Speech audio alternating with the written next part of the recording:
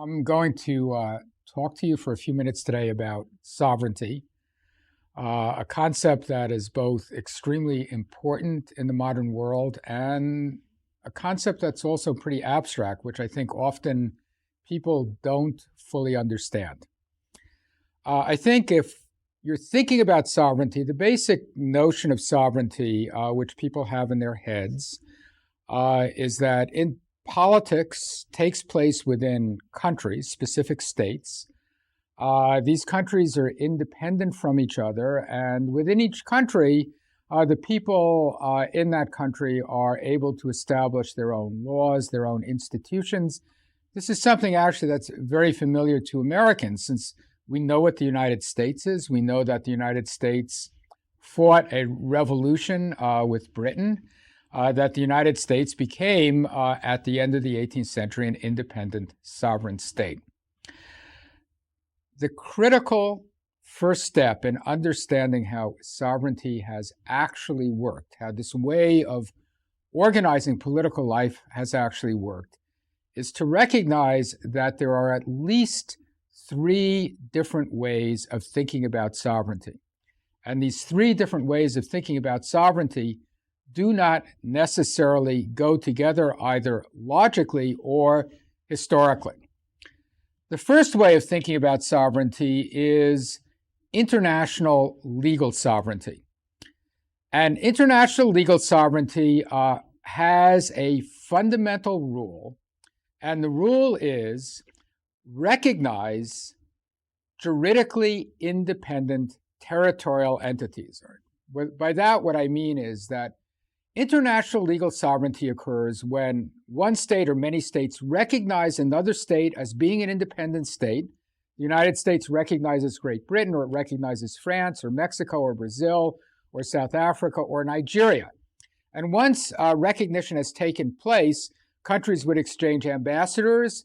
Internationally recognized states would become members of international organizations like the United Nations or the World Bank or the International Monetary Fund. And once states recognize each other, they agree that they can sign treaties or contracts with each other in the same way that private individuals might sign business contracts in the United States. So international legal sovereignty is one way of thinking about sovereignty. The second way of thinking about sovereignty is what people have generally called Westphalian sovereignty.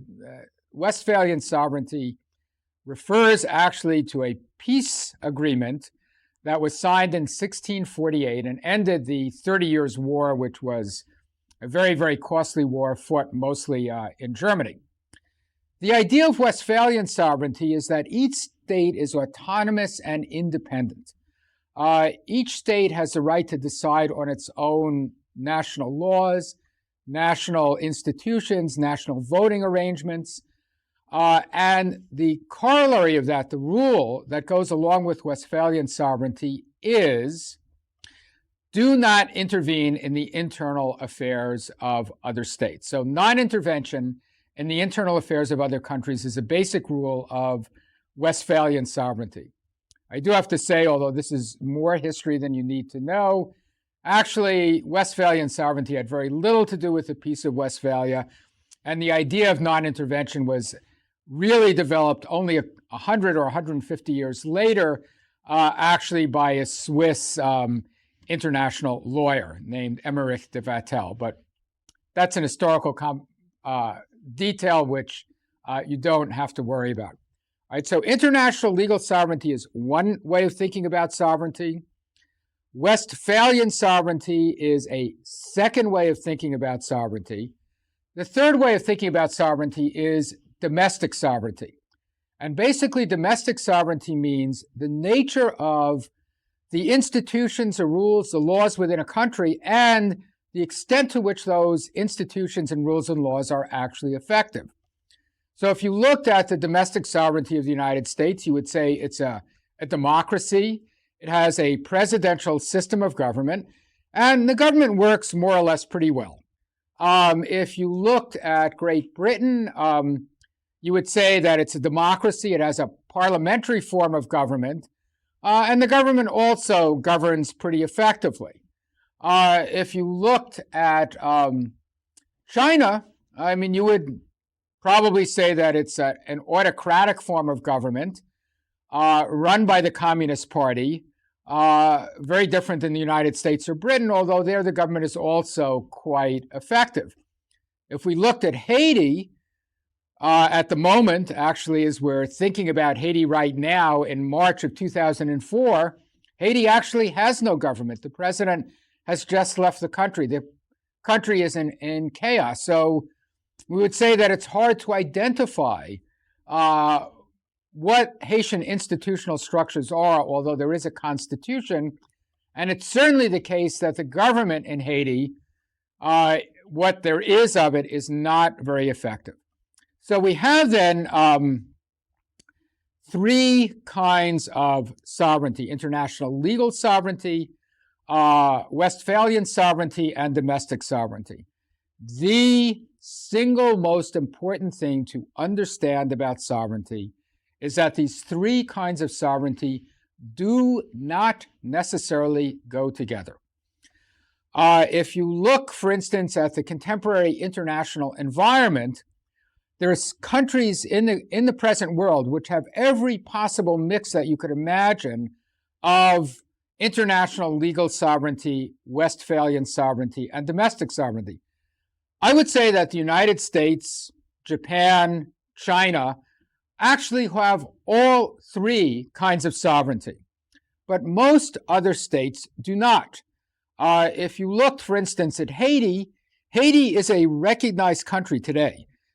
It has international legal sovereignty, but it is now being occupied by foreign troops, so it doesn't have Westphalian sovereignty, nor does Haiti have effective domestic sovereignty. If you look at many countries in Africa, these countries all have international legal sovereignty. Some of them have Westphalian sovereignty, that is, people are not trying to alter their internal affairs, but very few of them have effective domestic sovereignty. If you look at the countries that are members of the European Union, this is now 15 countries, which will be expanded to 25 in May of 2004. All of these countries have international legal sovereignty. Britain, France, Germany, Italy, the Netherlands, all sit in the United Nations. They all have effective domestic governance, effective domestic sovereignty. But in many ways, these countries have voluntarily signed away their Westphalian sovereignty. They've agreed to be members of the European Union. Within the European Union, there are some decisions that are taken by a majority of states, so that if you're a member of the European Union, you have to honor these agreements, even if you disagree with them. And they've created supranational institutions, especially the European Court of Justice. The European Court of Justice, which is a kind of international court for the European Union, makes decisions which are directly applicable in national courts of the member states. So, for instance, there was a complaint about how Britain was running its prison system. The European Court of Justice decided that Britain was in violation of European rules, and Britain was compelled to alter the way in which it was dealing with its prison system, because these findings, these decisions by the European Court of Justice, were enforceable in British courts. It's as if, and this is an idea that's very alien to the United States, it would be as if a court, for instance, that was sitting in Canada could make decisions that would be directly applicable in a court in California or Kansas or New Jersey. So if you look at the member states of the European Union, they have international legal sovereignty, they have effective domestic governance, they do not have Westphalian sovereignty. So the first thing to recognize about sovereignty is that it really has these three different components. These components are different. They do not necessarily go together. And if you look around the world, you can find virtually any mix of Westphalian, international legal, and domestic sovereignty. It may be easier to understand the idea of sovereignty if we contrast sovereignty with other ways in which political life has been organized. And I'm going to give you 3 examples of different ways in which historically politics has been organized by human beings. One is tribes. If you think about tribes, tribes are a form of political organization. People become members of a tribe basically through birth.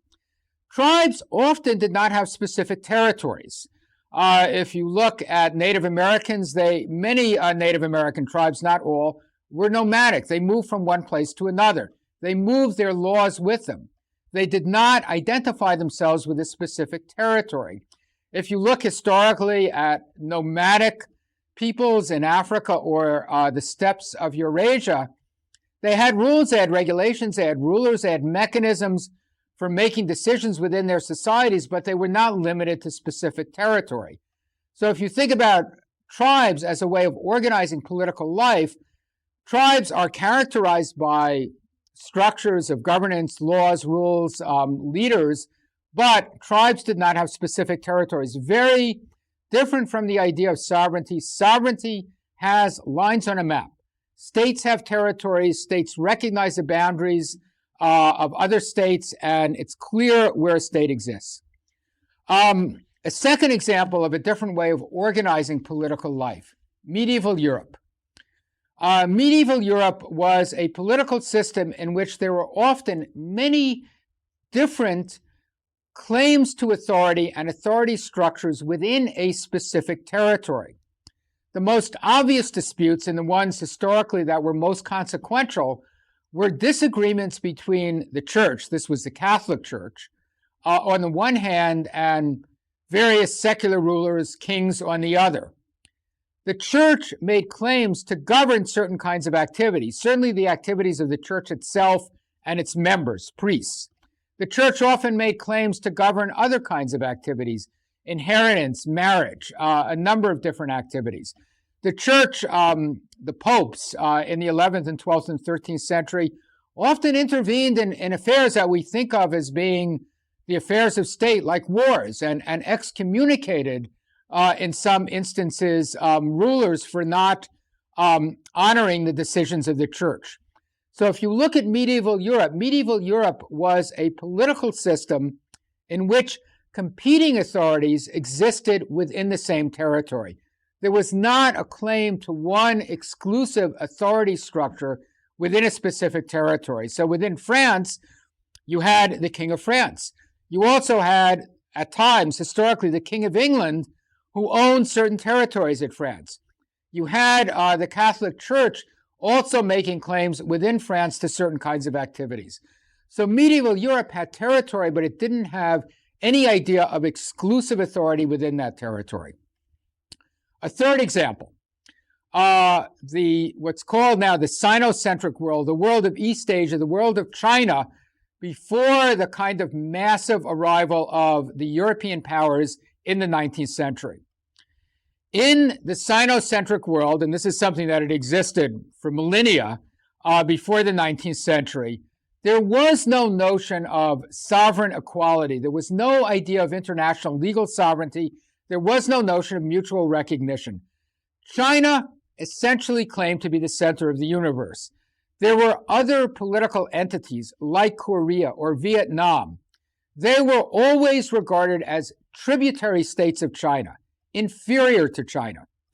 Tributary states episodically, sometimes once a year, sometimes once every 3 years, would send tribute missions to Beijing, the capital of China. The tribute missions included gifts to the Chinese empire and also opportunities for trade. The Chinese emperor invested kings or rulers, would send delegates to Vietnam or Korea or other tributary states to legitimate the rule of certain individuals. But there was no idea that, for instance, Korea and China were in some ways equal. There was no such thing as an ambassador or permanent representatives between Korea and China, because that would imply that these two countries were equal. China would have been a son. China would have been the father, Korea would have been the son. So there was always a sense in this traditional Sinocentric world not of some idea of international legal sovereignty and formal equality, but rather of a world in which China was the center of the universe and other political entities were subordinate. So we've lived in a world historically in which there have been different ways of organizing political life. The notion of sovereignty as the key way of organizing political life is something that's been widespread in the world for the last 200 years, and most forcefully since decolonization after the Second World War, and especially since 1960. All right, if you look at how sovereignty has actually worked, returning to these three ideas of sovereignty: domestic sovereignty, international legal sovereignty, and Westphalian sovereignty, what's striking, I think, historically, is the extent to which the basic rules of sovereignty recognize juridically independent states, and especially the rule of Westphalian sovereignty, non-intervention, have frequently been violated. So even within the world of sovereign states, the rules of sovereignty have not always been honored. In fact, they've frequently been ignored or transgressed. And let me give you a few examples of this in the contemporary world, and also some historical examples. If we think about international legal sovereignty, the basic rule is recognize juridically independent territorial entities. If we look at the member states of the European Union, none of these states are any longer juridically independent. In fact, in terms of their law, the laws of each member state of the European Union are subject to interpretations and decisions taken by the European Court of Justice. Despite that fact, all of the member states of the European Union are still recognized. And nobody's proposed, for instance, taking away France's seat or Britain's seat in the Security Council of the United Nations on the grounds that these states are no longer juridically independent. Yet, in fact, they're not fully juridically independent. A second example, and one that I think is in some ways odder and more interesting, is the example of Hong Kong. Hong Kong was for a long time essentially a British colony. In the 1990s, Hong Kong was returned to China. Hong Kong, as many of you I'm sure know, is a very prosperous place. It's basically a kind of a large city with the island of Hong Kong and then some territory that's on the mainland of China. Has been extremely successful. When the country was returned to China, the Chinese government in Beijing did not just want to incorporate Hong Kong into China itself. They demanded, in a formal sense, that Hong Kong become part of China and be accepted as part of China. But they did not want to subject Hong Kong to Chinese law. They didn't want the Beijing, the People's Republic Army, to simply march into Hong Kong. And they didn't want to do that because they didn't want to destroy the economic prosperity of Hong Kong, which rested on this very active, very wealthy, and very skilled business community in Hong Kong. So what they did was they created Hong Kong as a special entity within China. They allowed, that is, the Beijing government allowed Hong Kong to continue to be a member of the World Trade Organization. The World Trade Organization is an organization that sets rules for international trade. China, at this time, was not itself even a member of the WTO, the World Trade Organization, but a piece of China actually was. The Chinese government allowed Hong Kong to conclude visa agreements with other countries. So, for instance, if you're an American, you can fly into Hong Kong without getting any visa in advance. If you fly into the PRC, the People's Republic of China, mainland China, you have to get a visa in advance. If you're a citizen of China and you're going to Hong Kong, you have to get special papers that allow you to go to Hong Kong. So it's as if an American needed some kind of certificate, almost a kind of visa, to go, say, from New Jersey to Pennsylvania or Florida to Georgia. So internally, what happened in Hong Kong is that Hong Kong actually does have international legal sovereignty. It is a recognized entity. is a member state of international organizations. It has signed separate visa agreements with many, many countries. But at the same time, it's not a juridically independent state. It's part of China. So again, the rule of international legal sovereignty has been violated. All right, so international legal sovereignty is a rule very widely understood, but not universally honored. Some of the entities that are recognized as international legal sovereigns are actually not juridically independent. They are not fully independent states, or in the case of Hong Kong, they're certainly not a fully independent political entity. If you look at Westphalian sovereignty has been even more frequently violated, very frequently violated.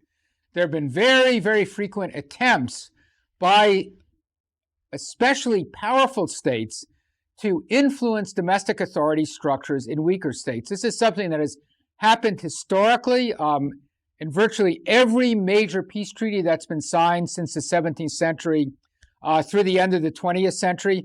And it's certainly something that you see occurring in the contemporary international environment and in many different places. The basic reason that Westphalian sovereignty has frequently been violated is this. Often, international peace and security depend on what the nature of a domestic political regime is in another state. Is the state peaceful or not? Is it ruled by someone who is interested in peaceful international organizations or interactions, or ruled by someone who's interested in international conquest? If you can change the nature of the ruler or change the nature of the regime, you can change the way in which that country affects the international system. Let me give you a few historical examples and then turn to the contemporary era. Historically, one of the places that has been very troubled internationally and is still troubled today in terms of the way in which it's been governed domestically is the Balkans. The major states in the Balkans today are Albania, Yugoslavia, Croatia, and Slovenia. In the 19th century, at the beginning of the 19th century, the Balkan countries, the Balkans themselves, were controlled by the Ottoman Empire. The Ottoman Empire had its capital in Istanbul. It had been a very large, powerful empire, really going back to the 14th century. In the course of the 19th century, all of the Balkan possessions of the Ottoman Empire became independent, beginning with Greece in 1832, then Romania, Serbia, and Montenegro in 1878, and ending with Albania in 1913. In every single case, the major powers of Europe said that we will recognize you as an independent state, but only if you guarantee the rights of religious minorities within your own country. And if you don't guarantee minority rights, we will not recognize you. So your international legal sovereignty, the international legal sovereignty of these new states, was contingent on their accepting minority rights, something which they would not have done otherwise. This is an example of a clear violation of Westphalian sovereignty. External actors, the major powers of Europe, were intervening in the internal affairs of Greece, of Romania, Bulgaria, of Albania, to insist that these countries institute constitutional rules that would protect religious minorities and ethnic minorities within each of these countries. After the First World War, which ended in 1918, there were very extensive negotiations in Versailles in France to try and create a more peaceful international world. The major powers now, including the United States, looked at the First World War, saw that in part at least the First World War had arisen as a result of ethnic nationalist conflicts within the Balkans, decided that it was critical to deal with issues of minority rights, felt that if you were going to have democratic regimes, which Woodrow Wilson, the American president, especially thought would be essential for international peace, you had to find a way to deal with issues of minority rights. And again, what the major powers did, this is the United States, Britain, France, the major powers insisted that smaller states, especially new states, states that were being newly created, as a condition of being recognized and as a condition of becoming members of the League of Nations. The League of Nations was a predecessor organization to the United Nations. The major powers insisted that all of these new states, there were something like 33 of them, that were either new or states that had their boundaries changed, that all of these states accept minority rights. Often, the provisions that they asked for were very specific and very detailed. For instance, Poland agreed that they would have bilingual education in areas which had large minority populations. Poland agreed not to hold elections on Saturday because it would violate the Jewish Sabbath. There were large numbers of Jews in Poland before the Holocaust took place. So you were in a situation in which often these new states accepted very substantial violations of their Westphalian sovereignty because they saw this as the only way they could get international recognition. So Westphalian sovereignty is a set of rules that actually has been frequently violated throughout history, and these violations, if you look at developments in Yugoslavia, when Yugoslavia fell apart in the 1990s, you had very similar situation. Again, the European countries insisted in 1991 that their recognition of the new states that emerged from Yugoslavia, especially Slovenia and Croatia, and then later Bosnia, would accept minority rights as a condition of recognition. So Westphalian sovereignty has frequently been violated historically and continues to be violated to the present day. I want to end by saying a few words about what I think is really the most important issue, security issue, in the contemporary international environment and the way in which sovereignty affects that issue. The issue is this.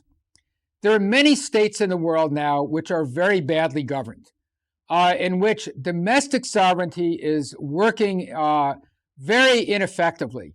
These states have declining national incomes, health is deteriorating, the levels of violence are very large. In some cases, the recognized government, the entity that has international legal sovereignty, does not control the entire territory of the state. And in some cases, where states are very badly governed or governed by autocratic regimes like Afghanistan or Iraq, these countries may present real security threats to the United States and other democratic industrialized countries. One of the great challenges, if not the great challenge of our era, of the next 10 or 20 or 30 or 40 years, will be how can we improve governance in these badly governed places? When the issue is put that way, it's clear that getting better governance in places like Afghanistan, Iraq, Haiti, many countries in sub-Saharan Africa, like the Congo, getting better governance in these places will require violations of Westphalian sovereignty. It will require the international community, external actors, the United States, international organizations, the major democracies in Europe, to engage for an extended period of time in these countries to try and develop for them better governance structures. We can't historically have much confidence that these countries operating on their own will develop decently governed domestic authority structures, much less fully democratic ones. So I think if the great challenge, and something that we have to think about in the deepest possible way right now is, how can we think about providing Haiti with a government? And by we, I mean the United States, Canada, France, the Organization of American States, the United Nations. How can we provide Haiti, for instance, or the Congo, with a governance structure that will be more effective for its own population, that will increase levels of economic prosperity, that will provide some levels of democracy? And I think doing that will require imagination and skill. It will not just mean some kind of recreation of colonialism, where external actors will step into a country and try to directly run the country for some extended period of time. But it may mean that international actors, for instance, international judges, or individuals providing healthcare, or even police, or even security forces might, in some badly governed country, have to be provided by some kind of external actors. It might be that in elections in Haiti, perhaps there should be 1 or 2 or 3 Haitian candidates, but perhaps there should be a candidate from another country, supported by the international community, and Haitians would have the right to select either from nationals from their own country or from nationals that might come from elsewhere. So the Haitians, for instance, could essentially rent a government for some period of time, the period of time of the election, and could see if these external actors might be able to govern Haiti more effectively than has been the case for Haiti's own national authorities. We're thinking about what will happen in Iraq or Afghanistan, also issues that are very critical for the United States, but the international community writ large. The key thing that has to happen in these countries, the ideal thing that could happen, would be the creation of better governed, more prosperous, ideally democratic states. Doing that is likely to require us, the United States, the rest of the international community, international organizations, to think beyond the confines of traditional sovereignty and to try and create a new set of institutions, different than any that we've seen in the past, which can bring effective governance, peace, and security around the world. Thanks.